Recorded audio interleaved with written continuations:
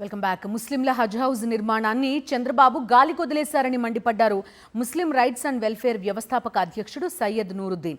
విజయవాడలో హజ్ హౌస్ ఎప్పుడు నిర్మిస్తారని ప్రశ్నించారు. 2018లో హజ్ హౌస్ నిర్మాణానికి బాబు శిలాఫలకాన్ని ఆవిష్కరించారని, కానీ ఇంతవరకు నిర్మాణం జరగలేదన్నారు. ముస్లింలను చంద్రబాబు ఓటు బ్యాంకుగా మాత్రమే చూస్తున్నారని విమర్శించారు నూరుద్దీన్. హజ్ హౌస్ శిలాఫలకాన్ని చూస్తూ హజ్ యాత్రకు వెళ్ళేటటువంటి దుస్థితి, దీనస్థితి ముస్లిం మైనార్టీలు. 12/5/2018 అప్పటి మరియు ప్రస్తుత ముఖ్యమంత్రి వర్యులు నారా చంద్రబాబు నాయుడు గారు అంచనా విలువ 80 కోట్ల రూపాయలు. చూస్తే ఇక్కడ శిలాఫలకం ఒకటే కనపడుతుంది.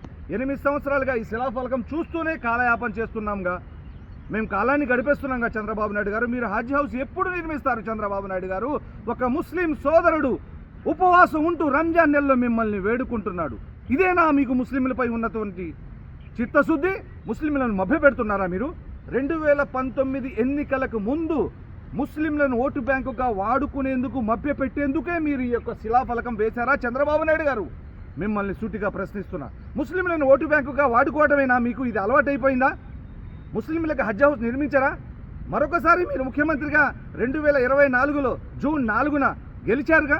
దాదాపుగా 21 నెలలైంది. ముస్లింలపై మీకెందుకు ఇంత సవితి ప్రేమ?